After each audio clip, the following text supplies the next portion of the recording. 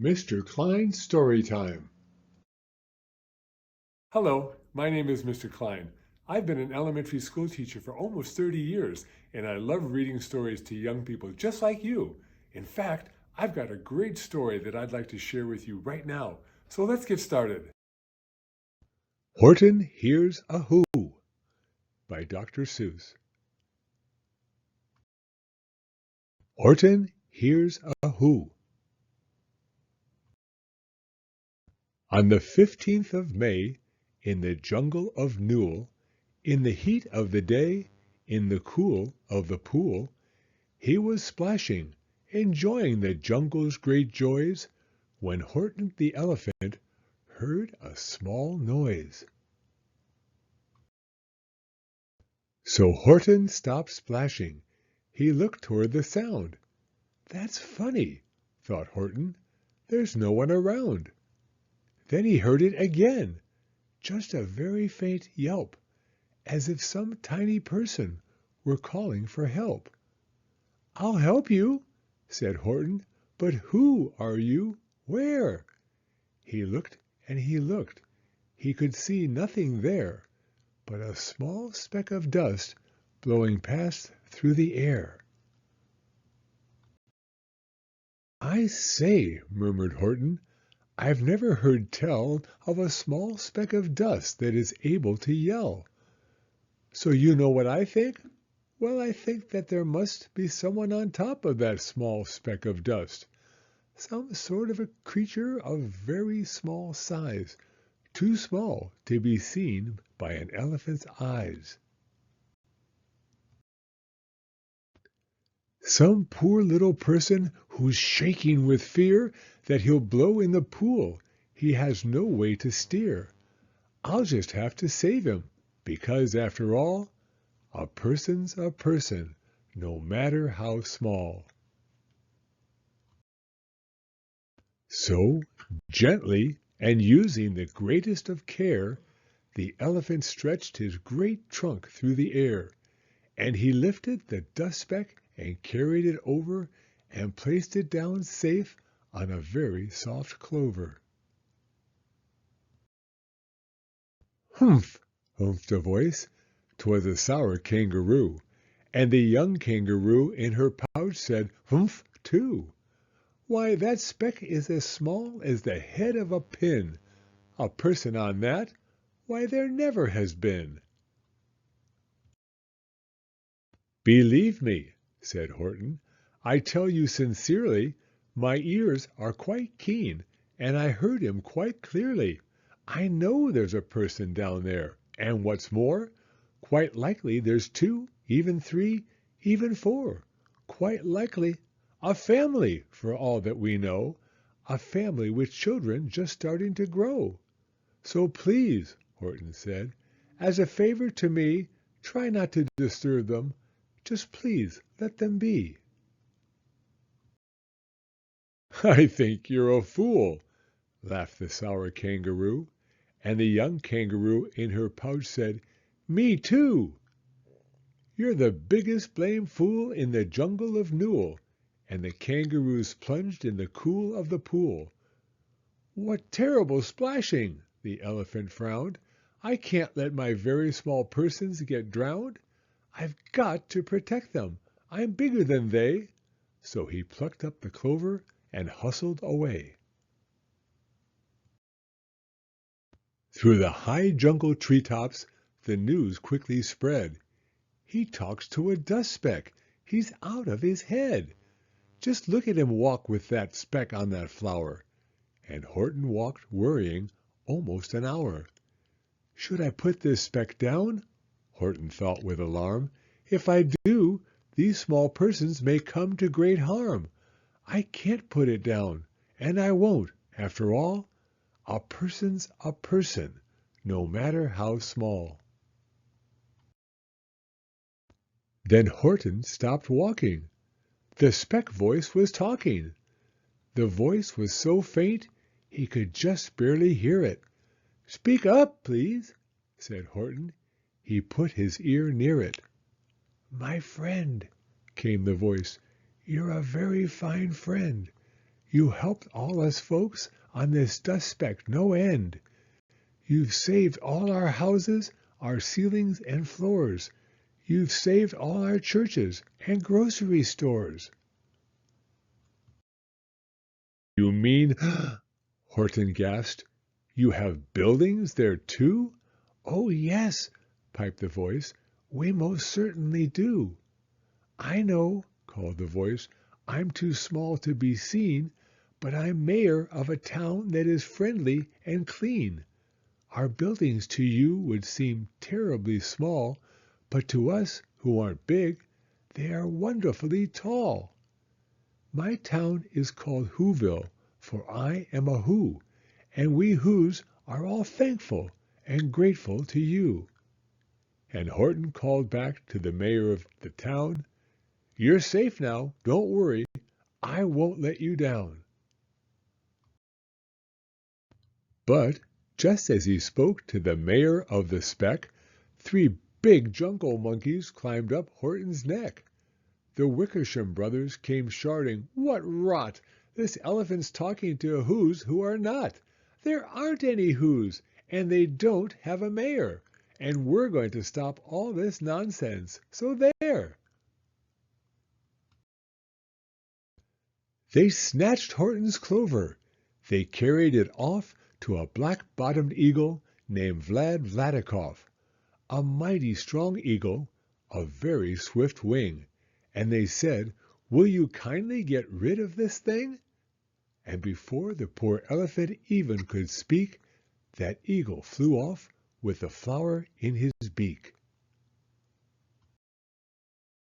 All that late afternoon and far into the night, that black-bottomed bird flapped his wings in fast flight, while Horton chased after with groans over stones that tattered his toenails and battered his bones, and begged, Please don't harm all my little folks who have as much right to live as us bigger folks do. But far, far beyond him that eagle kept flapping, and over his shoulder called back, Quit your yapping! I'll fly the night through. I'm a bird. I don't mind it. And I'll hide this tomorrow, where you'll never find it. And at 6:56 the next morning he did it. It sure was a terrible place that he hid it. He let that small clover drop somewhere inside of a great patch of clovers 100 miles wide. Find that! Sneered the bird. But I think you will fail. And he left with a flip of his black-bottomed tail. I'll find it, cried Horton. I'll find it or bust. I shall find my friends on my small speck of dust. And clover by clover by clover with care, he picked up and searched them and called, Are you there? But clover by clover by clover he found that the one that he sought for was just not around.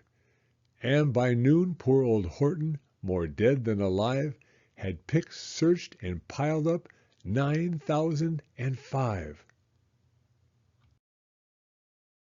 Then on through the afternoon, hour after hour, till he found them at last on the 3,000,000th flower. My friends, cried the elephant, tell me, do tell, are you safe? Are you sound? Are you whole? Are you well? From down on the speck came the voice of the mayor. We've really had troubles, much more than our share. When that black-bottomed birdie let go and we dropped, we landed so hard that our clocks have all stopped. Our teapots are broken, our rocking chairs smashed, and our bicycle tires all blew up when we crashed. So Horton, please, pleaded the voice of the mayor's, will you stick by us Whos while we're making repairs?